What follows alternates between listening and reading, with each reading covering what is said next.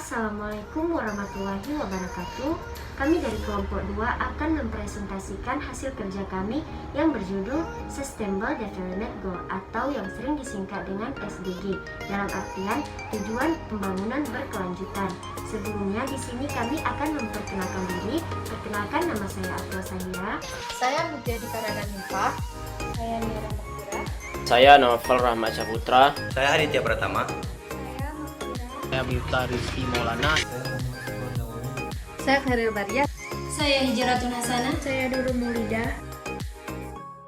Sustainable Development Goals atau biasa kita kenal dengan singkatan SDGs adalah sebuah program pembangunan berkelanjutan yang mana di dalamnya terdapat 17 tujuan dan 169 target yang terukur dengan tenggat waktu yang telah ditentukan. SDGs ini sendiri juga merupakan agenda pembangunan dunia yang bertujuan untuk kesejahteraan manusia dan planet bumi. Ini diterbitkan pada tanggal 21 Oktober 2015 menggantikan program sebelumnya yaitu MDGs atau Millennium Development Goals sebagai tujuan pembangunan bersama yang disepakati oleh berbagai negara dalam Forum Resolusi Perserikatan Bangsa-Bangsa atau PBB. SDGs 2045 erat kaitannya dengan pembangunan berkelanjutan MDGs 2030 dan CSR atau Corporate Social Responsibility. Ya, saya akan menjelaskan tentang tujuan-tujuan pembangunan berkelanjutan SDG. Yang pertama itu mengakhiri kemiskinan dalam segala bentuk dimanapun. Yang kedua mengakhiri kelaparan dengan mencapai ketahanan pangan dan nutrisi yang lebih baik dengan mendukung pertanian berkelanjutan. Nah, yang ketiga itu memastikan kehidupan yang sehat dengan mendukung kesejahteraan bagi semua dan untuk semua usia. Nah, yang keempat memastikan pendidikan yang inklusif dan berkualitas setara dengan mendukung kesempatan belajar bagi semua. Dan yang kelima ini mencapai kesetaraan gender dan memperdayakan semua perempuan dan anak perempuan. Dan yang keenam adalah memastikan ketersediaan dan manajemen air bersih yang berkelanjutan dan sanitasi bagi semua. Nah, selanjutnya tujuan yang ketujuh yaitu memastikan akses terhadap energi yang terjangkau, dapat diandalkan, berkelanjutan, dan modern. Yang kedelapan yaitu mendukung pertumbuhan ekonomi yang inklusif dan berkelanjutan, tenaga kerja penuh dan produktif, dan pekerjaan yang layak. Yang kesembilan yaitu membangun infrastruktur yang tangguh, mendukung industrialisasi yang inklusif, dan membantu perkembangan inovasi.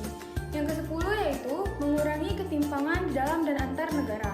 Yang kesebelas yaitu membangun kota dan pemukiman yang inklusif, tangguh, aman, dan berkelanjutan.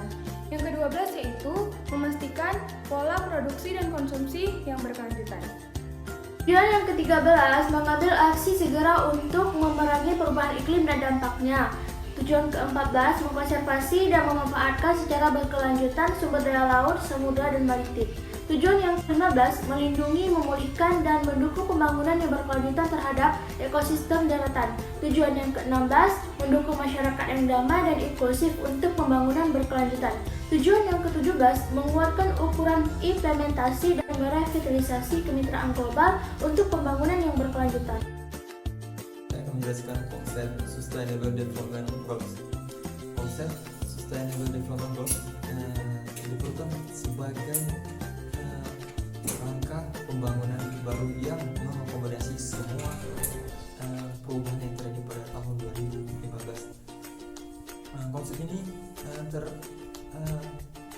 terutama berkaitan dengan perubahan situasi dunia yang sejak tahun 2000 mengenai isu sumber daya alam, kerusakan lingkungan, perubahan iklim yang sangat krusial, kemudian perlindungan sosial dan pembangunan yang lebih berpihak pada kaum miskin. 3 pilar konsep pengembangan SDG atau Sustainable Development Goals. Nah, yang pertama itu ada indikator yang melekat pada pembangunan manusia atau disebut dengan human development. Contohnya itu seperti pendidikan dan kesehatan. Yang kedua, itu ada indikator yang melekat pada lingkungan kecilnya atau disebut dengan social economic development. Contohnya itu seperti ketersediaan sarana dan prasarana dan pertumbuhan ekonomi. Nah, yang ketiga ada indikator yang melekat pada lingkungan yang lebih besar atau disebut dengan environmental development. Contohnya itu seperti ketersediaan sumber daya alam dan kualitas lingkungan yang lebih baik.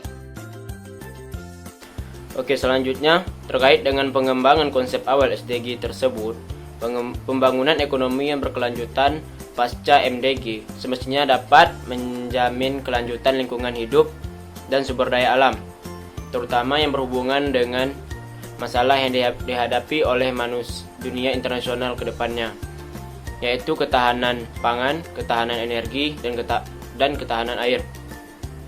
Ketiga masalah tersebut sangat penting diperhatikan dalam pembangunan konsep SDG. Meski dalam pembangunan indikator dalam pembangunan berkelanjutan harus mempertimbangkan dimensi lingkungan hidup. Saya akan membahas tentang menjaga laut untuk pembangunan berkelanjutan. Poin pertama, Indonesia menjadi salah satu negara di dunia yang berkomitmen kuat untuk menjaga ekosistem laut agar tetap sehat dan berkelanjutan sepanjang tahun. Poin kedua, untuk mewujudkan ekonomi yang berkelanjutan, maka diperlukan fokus yang kuat agar transformasi pembangunan ekonomi yang berjalan baik di masa sekarang saat pandemi COVID masih berjalan. Salah satu contoh upaya pemerintah untuk mendorong pembangunan perikanan yang berkelanjutan dalam bidang perikanan tangkap yaitu melindungi sumber daya ikan dari para pencuri kapal-kapal ikan asing ilegal dari negara-negara tetangga. Baru-baru ini telah terjadi suatu kasus pencurian oleh 7 ikan asing ilegal serta diawaki sebanyak 68 awak kapal dari negara Vietnam yang masuk untuk menangkap ikan di wilayah Laut Natuna Utara, di negara yang memiliki luas lautan yang dikelola sebesar kurang lebih 5,8 juta kilometer persegi. Perlu adanya kapal-kapal tangguh seperti kapal penjaga pantai yaitu Coast Guard, serta kapal perang kelas destroyer untuk menjaga wilayah pengelolaan perikanan Republik Indonesia demi masa depan perikanan tangkap Indonesia yang berkelanjutan.